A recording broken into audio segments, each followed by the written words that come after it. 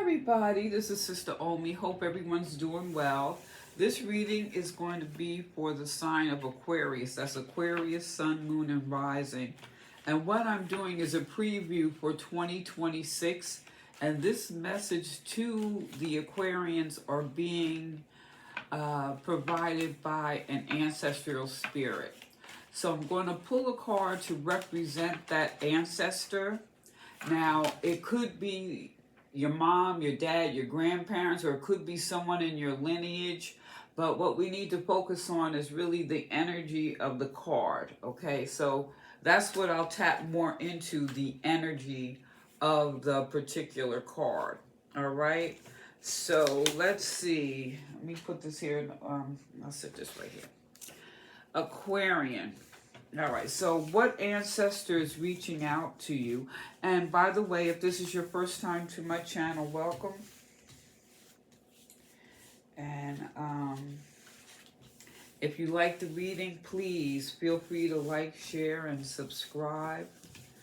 And let's see, Aquarius. All right, let's see. We got the Queen of Wands, the Queen of Fire, the Queen of Passion, Drive. And you know, all queens are motherly in their own way. They have their own particular energy, let's put it that way.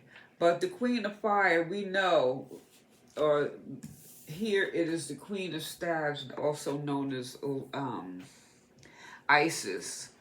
She's a blend of body, emotion, intellect, and any like spiritual venture. Now the thing a lot of times some people don't associate with fire is the spiritual component. So this could be a grandmother, it could be an aunt or something for that matter. I would say she was highly spiritual, smart, intuitive. She had a sense of mystique about her. Also, she could have been somewhat of a risk taker or seen as a risk taker for her time, okay? She had a lot of drive, but sometimes these could be subtle, you know, but that energy is there. I would say, could be somewhat of a mystic, but very practical. Committed, willful, strong, determined, okay? And all, like I said, on the flip side, she could be somewhat of a risk taker, or in some areas, she may have shown lack of interest. So, like, focus on that energy if you can, like you said, it could be a mother, grandmother, aunt, or for that matter, it could just be someone in your lineage that you don't know. And what is their message overall to you here? All right, let's see. Spirit, let's give this, although I'm feeling a spiritual risk-taking, I don't know what Aquarian, that fire, she could have stirred your air, you know, you're the water bearer. And when we think of emotions, yeah, they were contained. Let's see. Wow. Death. This is all about transformational. So in 2026, I see a transformation. Let's see. Yeah, some type of transformation.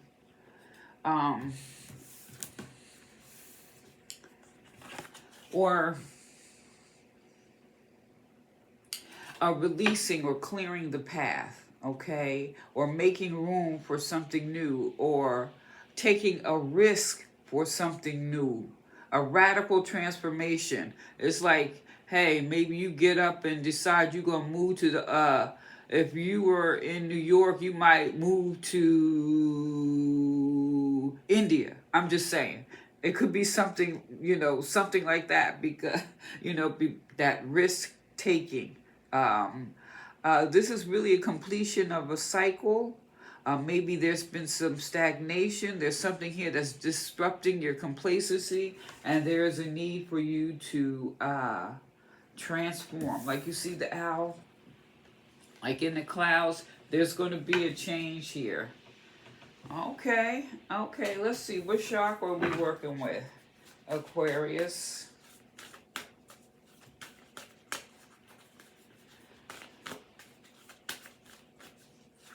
Yeah, there's some type of change. Or maybe if you haven't been working, you're going to be working. Um, yeah, there's maybe been some stagnation. What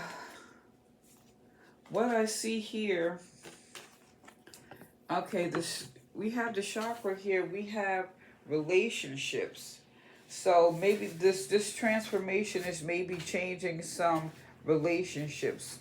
Some relationships may have been stagnant, or maybe some things have been hindering your relationships, and now it's time to advance them. This is in the sacral chakra, okay? And so I would, so this could be with this transformation of relationships. So this relationship could be a new way that you connect with yourself. This transformation could be a relationship with a partner, your family, friends, creative projects, your home, your community, whatever. Maybe there's been some stagnation there, so that is going to, it's here to create a healthy change in your relationships, or there's a sense of needing to nurture some relationships, okay? This is all in that sacral chakra, okay? And when we think of the sacral chakra, which is the second chakra, let's think about making sure, definitely you're drinking your water, because this is your feelings, your emotions, okay?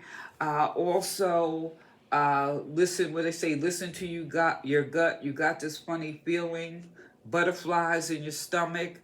If you're into crystals, a coral, moonstone, or fire opal would be, a good thing to use for meditation. Now, if you've been feeling blocked, low energy, willpower, or if you've been feeling sluggish, there's been some repressed anger and things like that. So it would be good to do some aerobic exercises, and that's why this death maybe is just transforming all this, doing aerobic exercise, meditation, doing core strength, Pilates, maybe even martial arts, but developing sensitivity and respect for others and yourself also. And with this color like orange, maybe use that, or a flame, use that as a focal point for meditation. That would be good. So let's see what the angels and ancestor oracle message is for you. Now, this is going to be throughout 2026, so I would say make sure you check in and come back and look at this a couple times during the course of the year. If things aren't being, you're not feeling it now, you may be feeling it later. So let's see. What's this? Oh, wow. Okay. Well, you got two cards, Dream and Journey. Okay, so maybe what's been repressed is something you wanted to do, someplace you wanted to go, a path you wanted to take, or even a creative venture. So it's about dreaming and your journey, the drum. And then we have autumn, which we're in now, which is good, so you can start to release the old and rest, which is good going into the winter. So maybe focusing on what needs to be released and rest. But let's look at this drum. Now I'm just getting the book here, okay? Drum, drum, drum. Do you hear the drum? The drum. You think of the drum, you also could think about your heartbeat, being more in tune with what you want. Okay. Journey inwards. Wow, what did I say? Your heartbeat and going in. Journey inwards to uncover insights and information that will be important to your path. Then follow the guidance, follow your gut, that intuition. You are very connected to other worlds, and at this time, and the wisdom and intelligence of the earth, her magic surrounds you. The drum, which echoes the sound of Mother Earth's heartbeat, has cleared the cobwebs and the dust from your inner vision. What you have seen in your dreams and inner vision is not imagination but guidance, particularly if it has been coming to you repeatedly and has potential to become reality. Dreams come true. Know it and live it. Okay? Wow. This is going back to that spiritual component that I said is relevant with this Queen of Staves, the Queen of Wands, that fire. Okay? Now, we also have autumn here. So let's take a peek at this autumn. Okay, but that's kind of self-explanatory. I feel at this time, release the old. So I feel like maybe you should write or start a dream journal, or I would say even a journal of impressions. And what I say is, like, if you get this feeling, what was your impression? Write down your impressions. That could bring some clarity to the directions, or getting more clarity to what it is that you're feeling in your gut. So when we're talking about releasing all the pressure and expectation weighing you down, shed it all so that you can recover before moving into the time of renewal. You know what is heavy, what's holding you back. Is it a person, situation, a dream? Like the trees letting go of their leaves and fruit in the autumn, it's time to let go. When autumn, this arrives in, it is an indication that you will usher in important energies with regards to your question or intentions. So, with this death card, this transformation, this also is about healing and initiation. A healing that brings a shift that allows you to move into a more powerful psychic space, more intuitive space. Okay, so this relationship is the transformation is the relationship with yourself, which in turn will have impact on your relationship with others. Okay, so let's get an ancestral message also. Okay, that was from the angels and ancestors. This is just from an ancestral message. And this is purity and innocence. Purity and innocence. So I feel this is also getting more in touch with that inner part of yourself that maybe you have been hiding, that part of yourself that you have suppressed, part of yourself that maybe you have just given away, okay? Or in some senses, giving your power away, or shrunken your power. And you know what they say, try to feel small so you can fit in, okay? So I feel this is a change in all of that. Let's see. Okay, of course, this don't want to, let's see. Innocence, purity. Okay. Here we go.